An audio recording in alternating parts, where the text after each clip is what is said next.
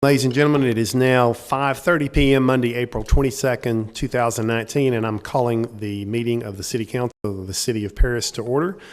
Jean Anderson will give her invocation, and Councilmember Hughes will lead the Pledge of Allegiance. Everyone stand, please.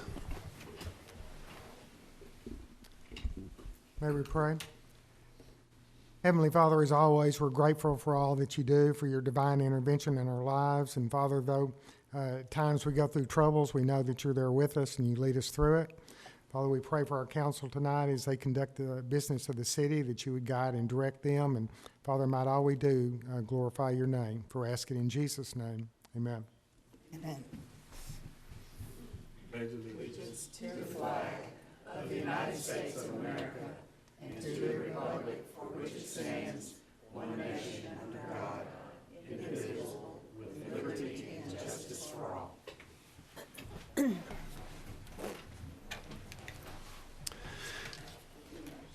Citizens Forum. Persons desiring to address the council must limit their presentations to no more than 2 minutes. Unless an item is posted on the agenda, the Texas Open Meetings Act prohibits the council from responding to any comments other than to refer the matter to a future agenda, to an existing policy, or to a staff person with specific factual information. Claims against the city, council members, or employees, as well as individual personal appeals, are not appropriate for Citizens Forum. The Citizens Forum is now open. Anyone wishing to address the council, please step up, give us your name and address, and you'll have 2 minutes.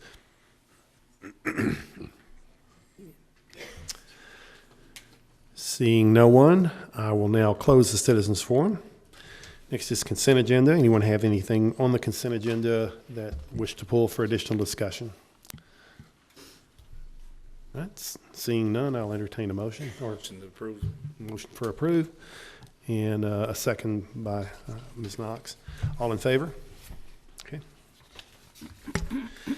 Item number 11 of the regular agenda, conduct a public hearing, discuss and act on an ordinance considering the petition of Jason Vickers on behalf of Janet and Timothy Grammer for a change in zoning from a central area district to a central area district with a specific use permit for a tattoo studio in the city of Paris, Block 14, Lot 3-4, being located at 118 Lamar Avenue. Mayor and Council, the use of it, or the operation of a tattoo studio is allowed within the central area zoning, but it does require a special use permit. The reason for special use permit, twofold.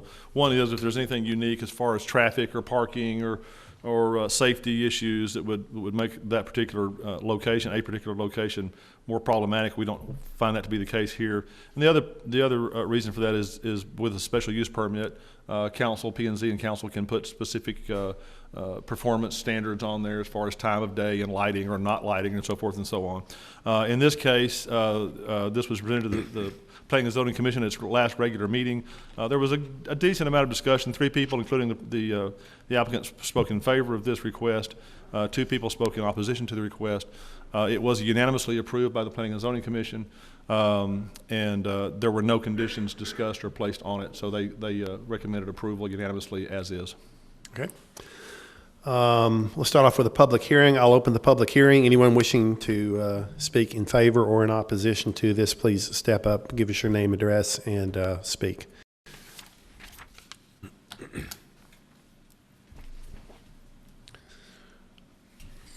Hi, I'm Jason Vickers. I will be the one opening said studio. I'm just here for any questions you may have.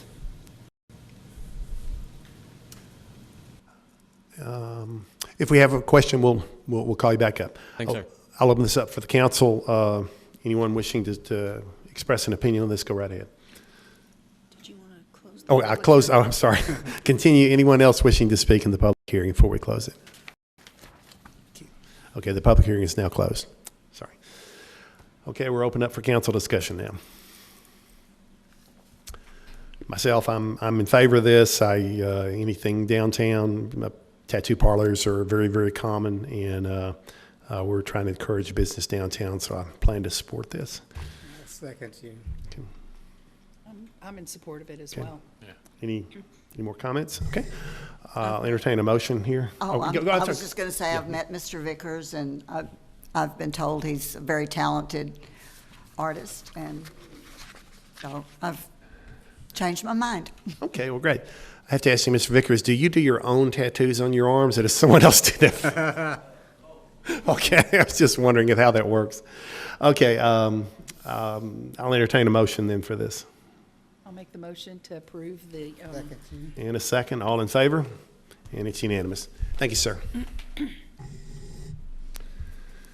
Item number 12, conduct a public hearing. Well, this one's been withdrawn, so we just need to skip this one. That's correct. Item number 13, receive presentation from Main Street Advisory Board about completed improvements downtown and a 2019 plan of work. Sherry Bedford, our Main Street Coordinator, our very capable Main Street Coordinator, will introduce this. Thank you, and I've got a bunch of representatives here with me, so we're very excited to share with you what's been going on in downtown. Oh, I'm sorry, I was daydreaming. That's okay. Thanks.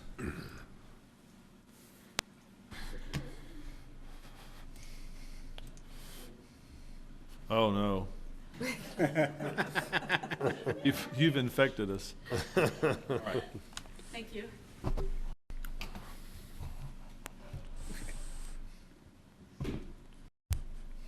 So I had the opportunity to go to the Seattle conference in March. That's me in the middle right there.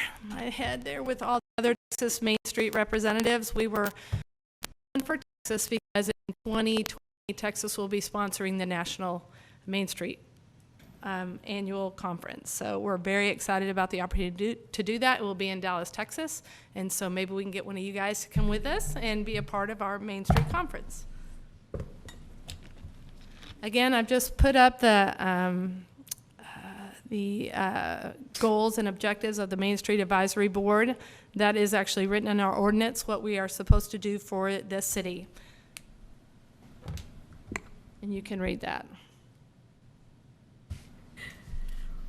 We have a vision and mission statement that we did work on, that our community will have an economically diverse and thriving downtown area, and that it is a destination for locals and visitors. And I can tell you it is just exploding. Some of it's the work of the Main Street Board, some of it's just private investment, but it's been exploding over the past year. Our mission, this group behind me is part of the board, and our mission is to inspire and energize anything that would make downtown a vibrant downtown community and the social, cultural, and economic heart of the city. So we look strategically for opportunities every year, and this right here, I do want to say that we were nationally recognized, and we list all of our partners every year who help us do certain programs or help revitalize downtown. And we've got a lot of people that help us, and I've got a list here I'm going to go off from. We could not do anything we do without partners. First of all, I want to say the City of Paris has great partners. I rely on heavily lots of departments in the city. They support our programs in downtown, traffic and sanitation, parks, public works is there, engineering, community development, everything that we do, we rely on the city to help us, and we really appreciate all the support that we get from everybody in the city. One thing we're very proud of is the opportunity that is happening, that the building here will be 100 years old next year, and the work that the city council and the manager and finance director are doing to restore this property. Our local economic and community development does help us. The economic development helps us promote downtown on their website. Glee? we, sorry, glasses. This one? I really want to thank you, the council, for passing the vacant ordinance. That's been a big help. I did get a summons, but I got a waiver for it. But that's okay. And then with the tool design, people are so excited about tool design group that came. People ask about it all the time, so there's a lot of energy in promoting about that. We've also gotten together with the Chamber, the PDA, Paris Downtown Association, and Main Street, because we want to brand Paris, Texas, get a branding, and we're working on getting a new billboard on top of the Bellevue building up there. So that's one of our projects that we're working on right now. And we have lots of other people there that you can see that help us. We get financial support from lots of industry. We get volunteers from schools. You know, the Historic Commission, Glee, do you want to tell them about your website? Yes. Okay. I'm on the Lamar County Historic Commission, and I was assigned this project to create a website. So we now have a website. You can go to lchcparis.com, and connected to that, we also have a Facebook page, which shows all the activities and the members of that commission. So go check it out. Okay. So we still can tell there's a positive view throughout the community. You can see some right here that's happening, the movies in the park. One thing we did is move the Festival of Pumpkins in 2018 to Bywaters Park due to the street construction, and it worked out beautifully. I gotta say, it was really, really nice in the park. And I believe it's gonna be there again this year, for sure, because there's still lots of construction going on downtown. And so here's some of the pictures from that.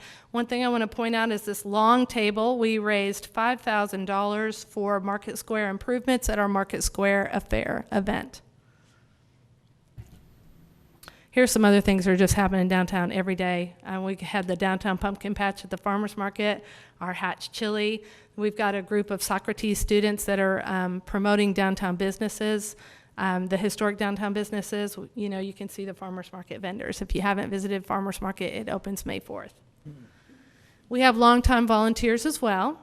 As you can see here, we have one that helps us every year at the Hatch Chili Festival. And we have new volunteers that help us as well. Volunteers are a big part of our program.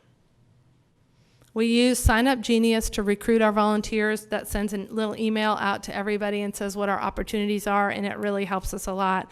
We've also had support to support our volunteers. We have Dairy Queen will give us blizzards for every Festival of Pumpkins volunteer, which is really great. That's just a gifted donation.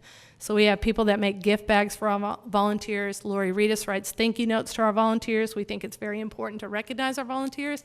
And just so you know, last thing about volunteers is we track our volunteers every year in their hours. And we've been on a volunteer website to find out what the dollar value of a volunteer hour is. And it was $24.14.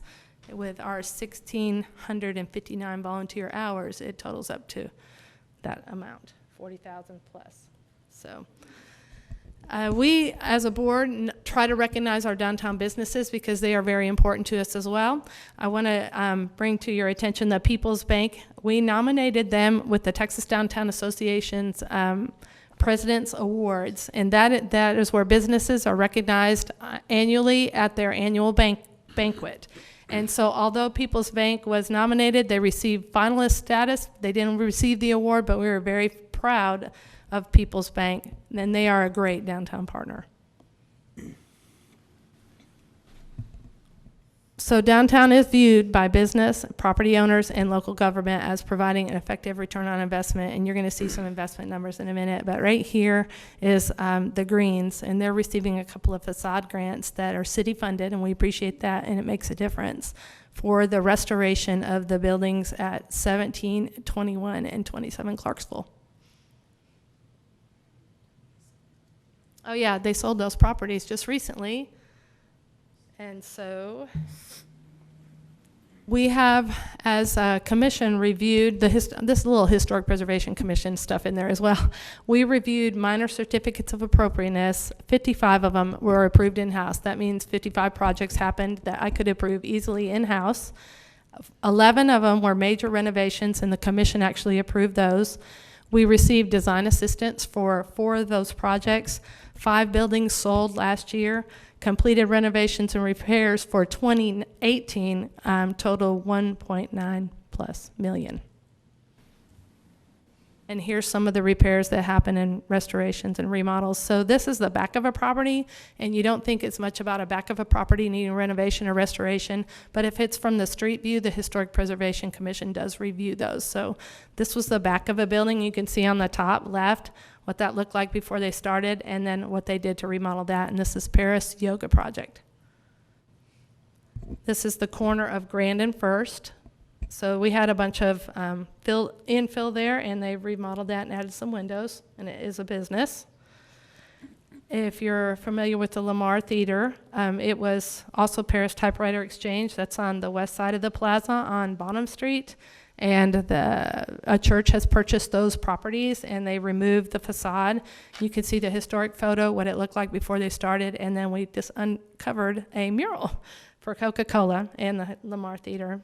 So, really quick, I want to throw this in here that Janet Green is in the process of removing the zigzag right now as we speak. They worked on that today. Okay, we had some canopies redone. Chris Dukes, I want you to pay attention to this photo because you're going to see it again at the end of our presentation, but this is on the corner of First Southwest and Kaufman. This is a nice city project that the city has worked on that has made a huge difference to the driving in the gateway to downtown coming from the north, and that courthouse project, and the city put in that and improved that area. It looks fantastic. Thank you. Of course, if you haven't been to the new Paris Bakery, they opened in January, but this is the back of the building. Some people don't make it to the back of the building, but they do have a nice patio area in the back. We were able to incentivize them as well with a big grant. The Moffett Financial, this was a before and after they started their project. They finished it, and probably they were hoping for January of 2018, but it ended up being more like July. But it made a huge difference on that corner, and we've actually had people come by and want to duplicate what they've done. So they did receive a grant. I want to switch over here to trainings, how important training is to us. And so we received a certified local government grant to send a couple of people to Des Moines, Iowa for the National Alliance of Preservation Commission's training. And one of them was Glee, and the other one was our chairman, Chris Dukes, of the Historic Preservation Commission. And I wanted to thank you for the opportunity to go, and it created us an incentive to create a rehabbers group here to get the residential and the business people excited about remodeling and restoring their buildings. And so I thank you very much for that. It was a very informative Yeah, and got Glee excited, so excited that she bought a building. So we were really pleased that she is investing in downtown. And you want to tell just a tad about your project? I purchased a third of a building, according to the Texas man down in Austin. He said, "Bully, it's a ninth of a building," but I'd rather say a third. That sounds better for the amount of money it costs. So it was 127 Lamar. When I moved here 40 years ago, it was Swaim's Printing, but it was the big building. And then Echo Publishing bought it. So the glass facade that you see now was Echo Publishing. So I'm restoring that, and my goal is to create an Airbnb upstairs, and it would be 129 Lamar, and the downstairs will be a gelato shop at 127 Lamar. Hopefully soon, if Carla helps me. And she is. So anyway, the training was really important. It really developed a better preservation ethic, even in the residential area. We have, and are working on right now, a postcard to send out to all the residents in the Church Street Historic District, talking about what our incentives and opportunities are, and we want to have a meet and greet with them so that we can get everybody talking to each other. And the Church Street remodel that's going on right now is just absolutely transforming the gateway to the south side of our downtown. So we're excited about seeing that project to completion, but also the neighbors are actually, Randy Hyder, who lives on Church Street, is actually spearheading this group to get together and promote the Church Street district. So we hear a lot about it being the historical district. Obviously, everybody's heard that, but I can tell you right now the historic movement in downtown and around is really taking foot. So just to put a few dollars, these are some of the grants that we gave away last year. The total was $39,700. So Paris Community Theater received a grant for plumbing. They had a couple of restrooms in the upstairs of their plaza building, and they were not in use, so they were using a little porta potty outside the building in the middle of the show, and so we were able to help fund them so everybody that's dressed up could go actually use the upstairs for changing. So they were very excited about receiving their $5,000. 111 Lamar, that's Carrie Daniels, you saw at the beginning. She received a $3,700 big grant and a $2,500 facade grant for windows in the upstairs back of her building. 127 Lamar put a new roof on their building. It's very costly to do these things, but every bit that we can fund them helps.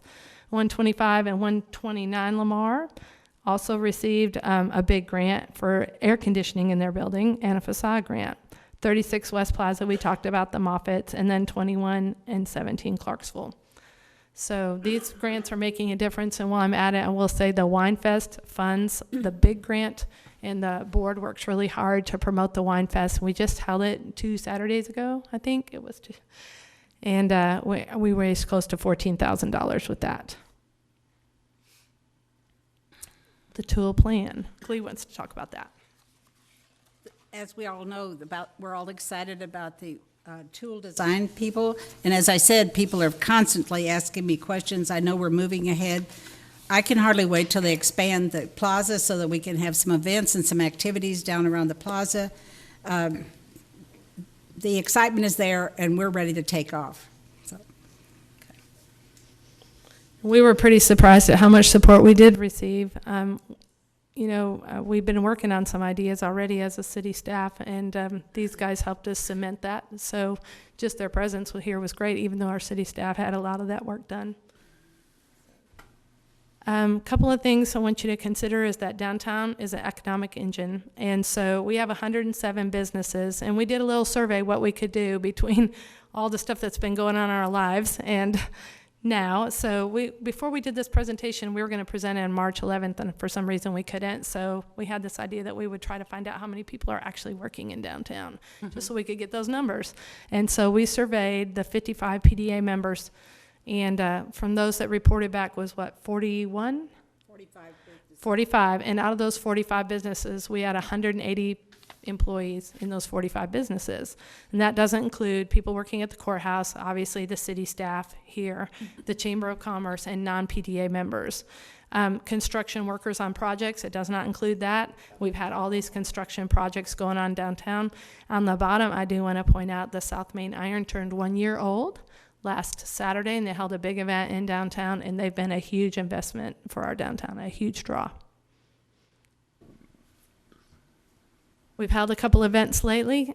We held our first downtown mini golf, which brought about 300 people downtown, and we decided that we would support somebody a little, just share the love, and so we made that a fundraiser for the downtown food pantry.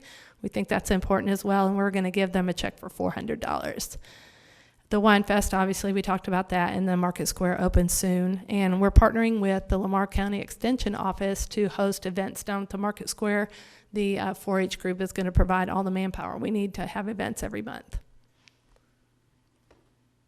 And now, saved one of the best things for last, I want to invite up the Texas Treasure Business Award winners, Texas Furniture and Appliance. So we want to bring them up to the podium and recognize them.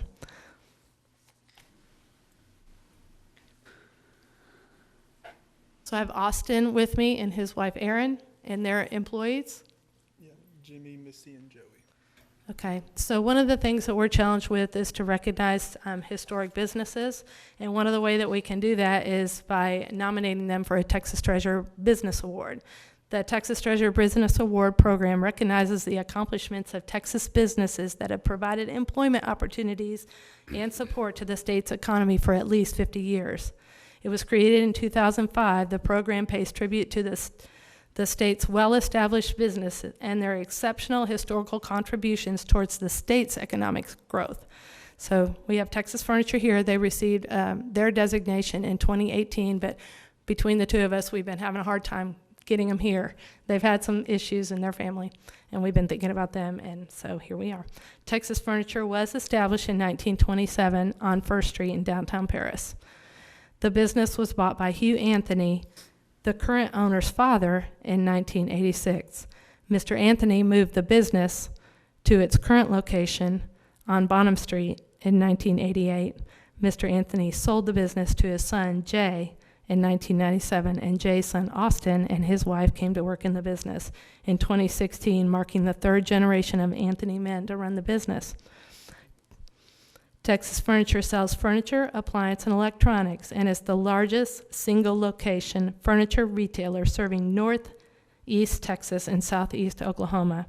The business has been recognized annually since 2000 by the Paris News, receiving multiple Reader's Choice Awards as the best place to buy furniture, best place to work, and numerous other awards.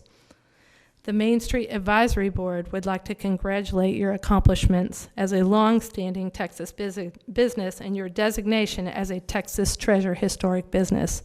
Your company is a significant part of Paris, Texas history and Texas history, having provided employment for at least 50 years, an exceptional historic contribution to the state's economic growth.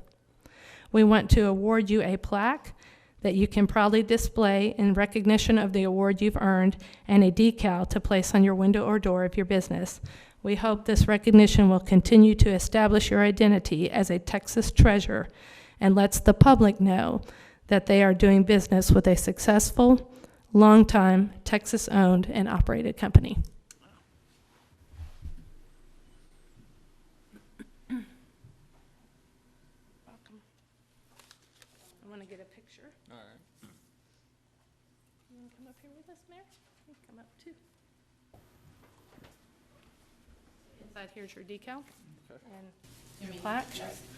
And Yeah, do you mind? Thank you.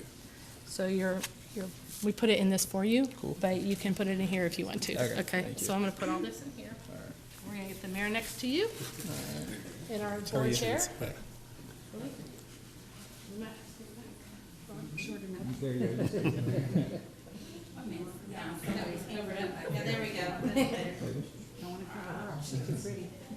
All right,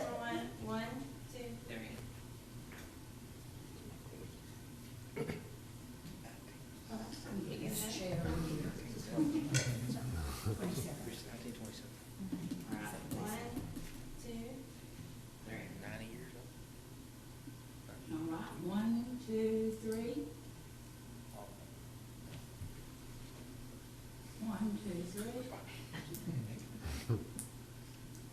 Thank you.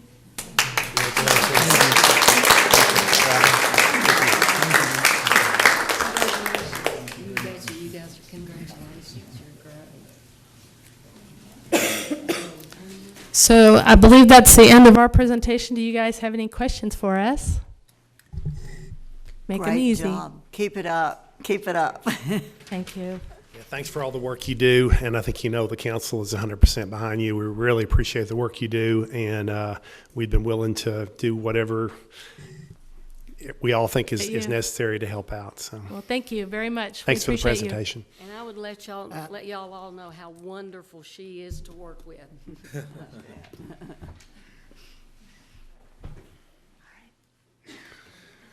Okay, item number 14, discuss and possibly act on a resolution readopting guidelines and criteria for the residential tax abatement agreement program. Mayor and council, this is a program we've had in place for a while. It has to be renewed every 2 years, and we are a couple of months late renewing it. It allows for tax abatements, for partial tax abatements, for a period of 5 years for certain types of residential construction and reconstruction. Any discussion on this? I think it was self-explanatory. Yep. All right, I'll make a motion that we approve the resolution adopting criteria. Second, all in favor? Good. Item number 15, discuss rehabilitation and replacement of the wastewater treatment plant and provide direction to staff. This is kind of a long time coming. We've talked about it to different councils at different times. Some of you may have been here for some of the tail end of it, I'm not sure, but and it was our number one subject for when we were trying to get together a council work session, which please, if you've not responded to the city secretary, please do so. We've been trying to schedule that since October, and we have a number of other projects that we want to talk about too, but we're going to start with this one. That was my little lecture for the night. As you already know, the wastewater plant, sewer plant's really old. It's been around, pieces of it, since World War II. It's really been there since 1955, which is still really old, because that's older than me, and even Janice. And so, who's also older than me. And, but more importantly, we've got this great staff. We talked about that before, and I'll talk about it again come budget time, I'm sure, because it's a really remarkable thing that they do. But the thing is, there's two parts to this. One is, no matter how good a job we do, no matter how lucky we are, no matter how fortunate we are, it has to be replaced someday.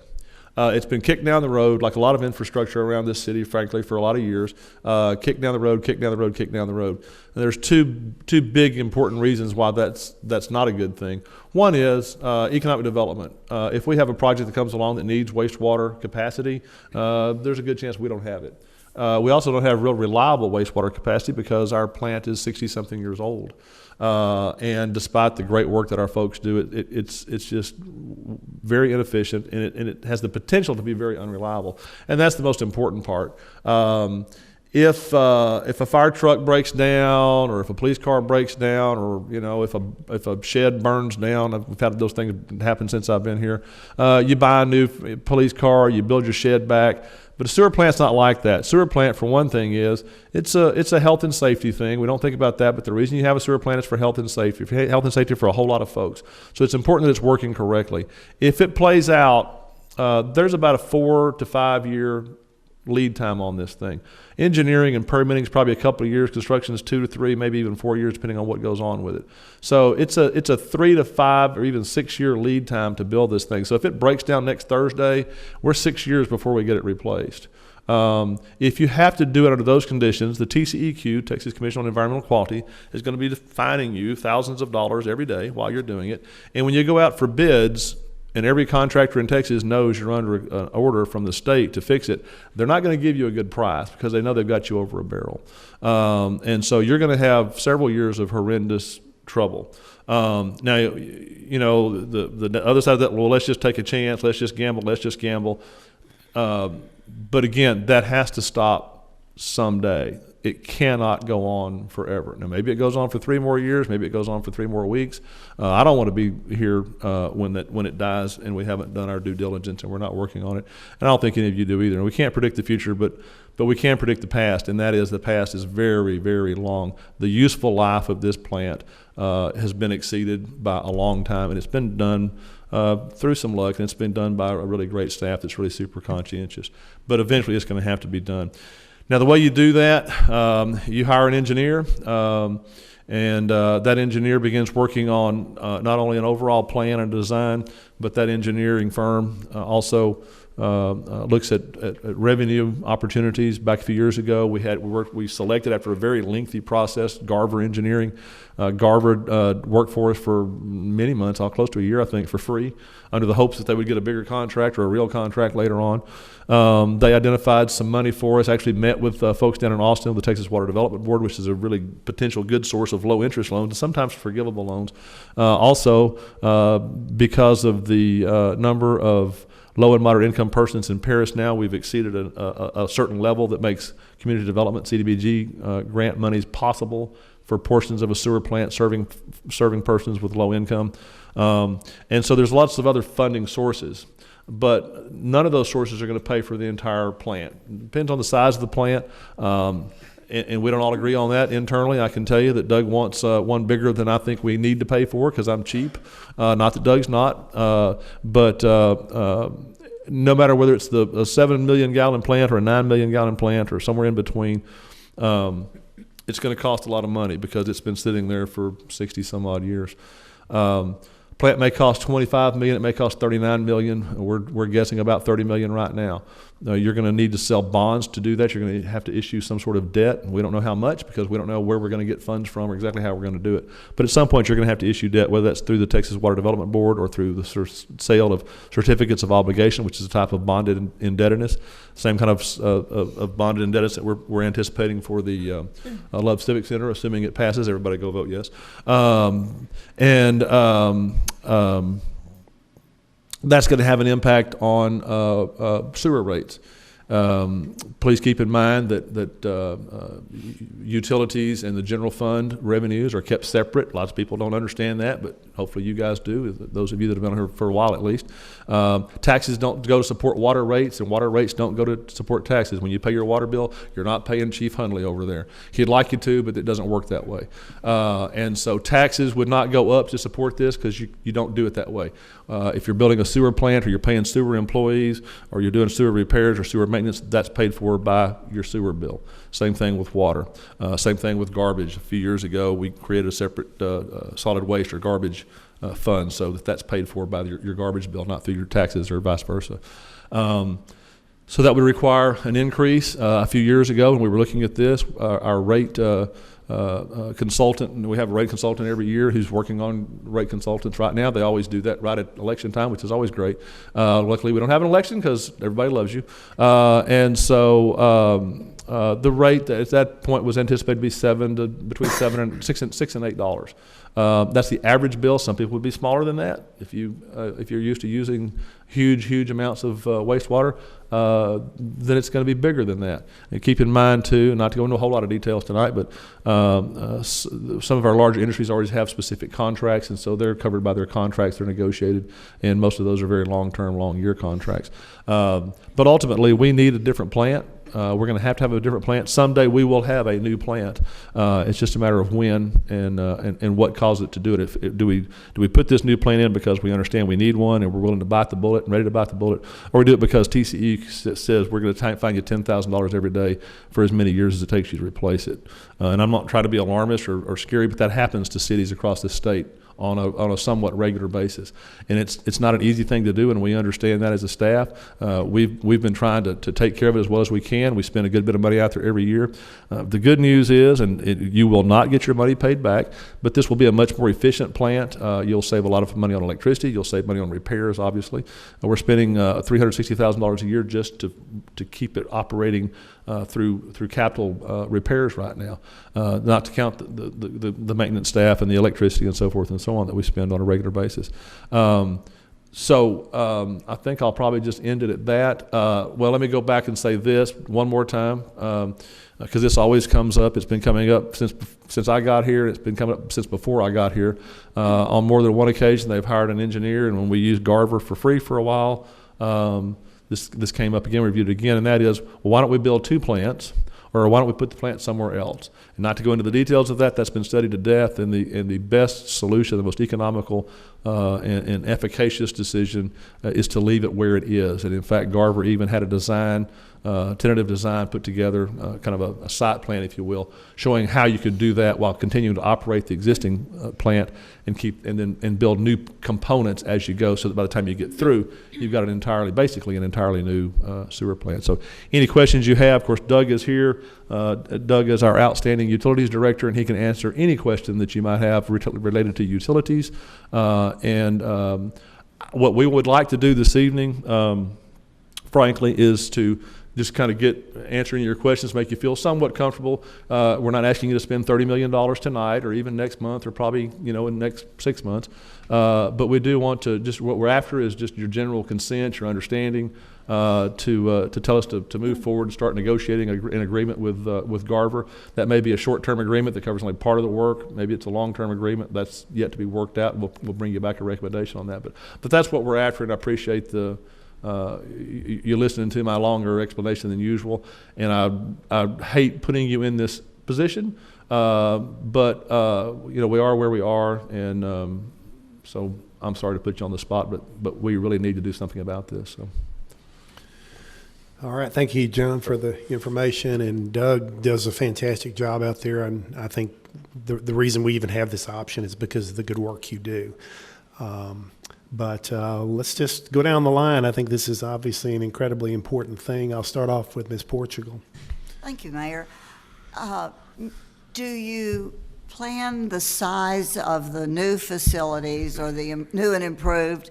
Do you plan that on the current or projected population? Or, for instance, do you count what just our daytime population is? The TxDOT engineer, Dan Perry, said our current daytime population is 50,000 estimate.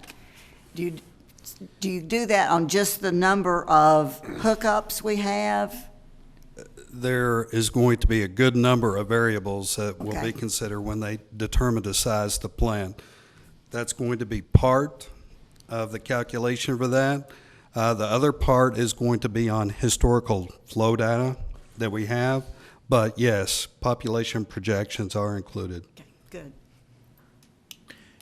So I've been behind the scenes on a little bit of this, but Doug, we spoke one day, and what was the rule that 75, 95? What was that rule? Councilman, the state rule is called the 75-90 rule. And what that means is if you reach 75% of your permitted flow, which we're currently at 7.25 million gallons per day, for 3 straight months, you have to begin design of a new plant. If you reach 90% of your permitted flow for 3 consecutive months, you have to begin actual construction. That's state rule. So, what little bit of background I have on this, we're not at capacity right now. No, we're averaging about 4.6. Right. We don't want anybody to be clouded judgment on that. We're not. But here's the thing that me as a councilman, I'm 100% behind this, and the reason I am is we're economically we're trying to develop Paris. We're doing things downtown. We've got a steel plant going in out on the Loop. There's some other things in the works with the EDC and some other businesses and expanding, and there's going to be some water needs, wastewater needs, and if you have just one large water user that comes into Paris today, we can't facilitate them the way we're sitting today. If we get a big water user, somebody that has a lot of output that needs our assistance on cleaning the water, they're either going to have to build their own facility or they're going to go somewhere else. Right. And that's the kicker that John didn't talk about was the economic development that we could, see in this thing. Whether we build a 7 million gallon plant or a 9 million gallon plant, the efficiency that we're going to be able to, that, and then if TCEQ comes in and let's say we're at our 90% threshold, and then we have to start construction, they kind of take over a little bit of that design, and they kind of take over some of your tactics of how you can build and what you can and can't do, correct? That is absolutely correct. I can tell you with past experience with TCEQ, not to talk down TCEQ, but TCEQ doesn't live in Paris. Good point. I'm a firm believer in it. I appreciate the job you're doing, and I'm excited to see it's $30 million. It's a lot of money. 39 million, 25 million. That's a lot of money. But in order to go to the next level, to be competitors with our neighbors to the west and to the southwest, we've got to make the next step, and we forget about that thing out there. I mean, that's the problem with it. And I don't want to think about it. I don't want to go out there and deal with it either. I'm glad you do it. But it is something, it's a necessary evil that we have to have, especially for industry, not to mention if we want to flush the commode every night. Yes, sir. Just a real quick number, it's in your backup, but if you hadn't had time to read that, but even though the average is 4.63, we exceeded that. We've exceeded the maximum several times. The record is 9-point-some million gallons. Yes. Last October. So on a heavy rain event is when we're seeing it. And like you said too, the moving it thing. There was some talk about putting a plant down south and a plant up north. When you do that, you build so much more infrastructure to get to that, and you've already got the infrastructure in place, from what I gather. Yes. We're rebuilding the motor of our machine. Exactly. More or less, not reinventing the wheel. That's correct. I don't have any questions because I realize the importance of what we're doing here. I do just have a concern of the cost and how we have to pay for this. And so many of my district are retired folks that are on a fixed income. And, $7 to $8 extra a month is a lot to them. I understand. And that part of it makes me sick. But so does not having water, not having an adequate sewer system also makes me even sicker. And I just wish that we had been a little more thoughtful in prior years, because right now our streets, we're paying a lot to improve our infrastructure that everyone said no to for so many years because nobody wanted to bite the bullet and do it. And what we're seeing now, the streets are all torn up because somebody has to do it. Right. And here we are with the water treatment plant that nobody would do it in the past, but we're looking at having to do it. And I'd rather us do it than have the state come in and tell us to do it and how to do it and fine us even more on top of it, which would even cost more.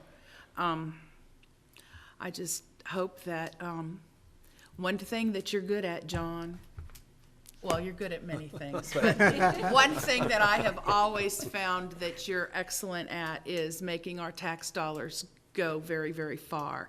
And I'm really counting on you, and I know a lot of people in my district are counting on you to really get this thing paid for at the least amount on them as possible.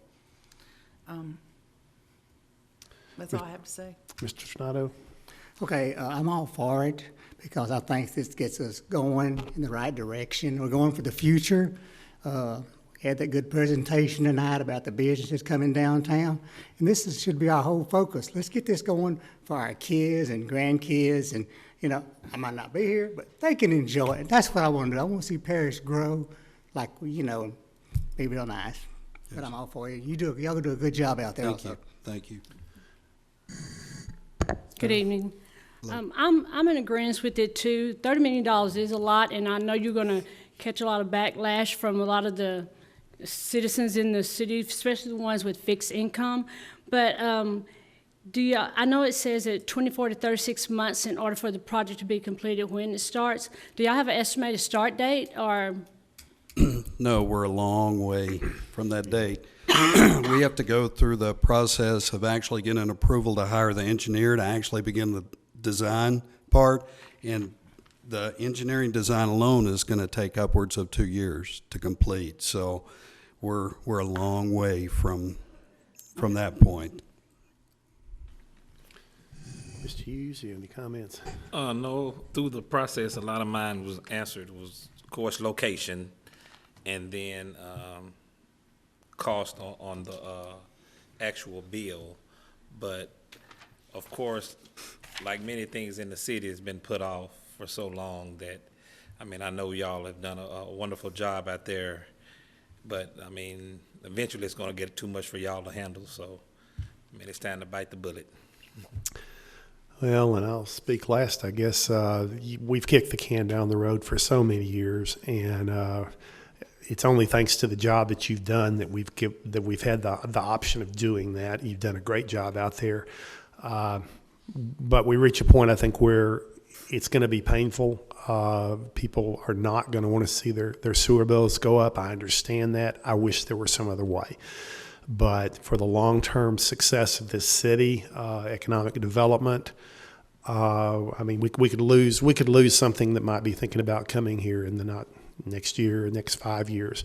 And I think this is proactive. And as we said, the city has not been proactive in many cases. So I'm in favor of this, and I think that we should take the next step. All right. Thank you. We will move forward. We'll bring you back updates and progress, and at some point we'll bring you some sort of contractual work. I thank you very much. This is a difficult thing, and I hate that you're in this spot, frankly, but I appreciate you doing the right thing. That means a lot to the city long term. It absolutely will, so thank you. All right.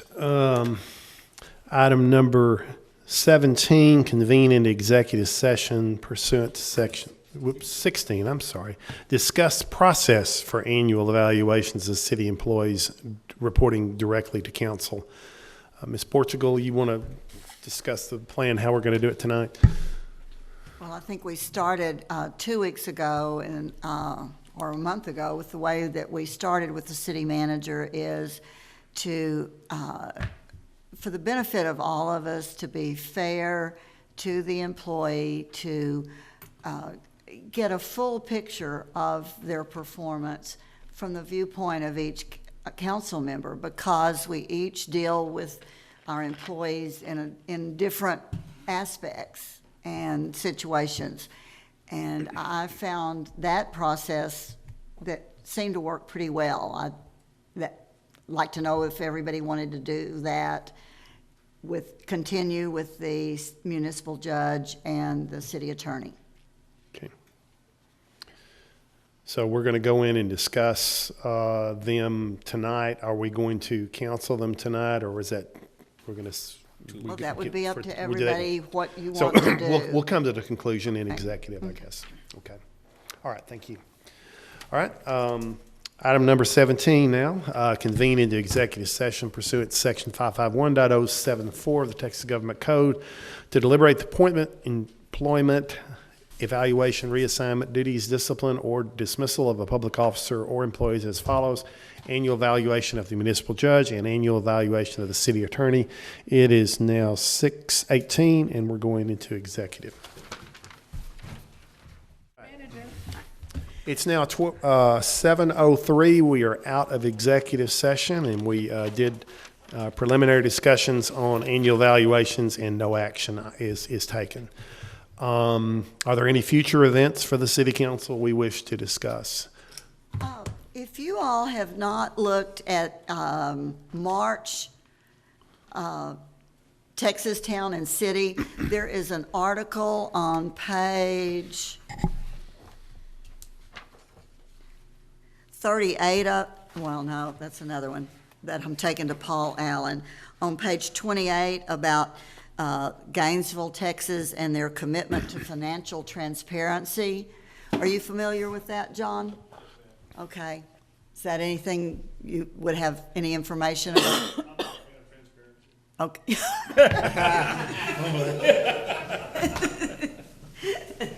For some reason, you're out there instead of back here. I was just impatient. Okay. Okay, anything else? If anybody would read that, and if it's something you'd like to see Paris do, we'll let our manager know. He's ready to go. All right. I make a motion for adjournment. Let's do Second. it.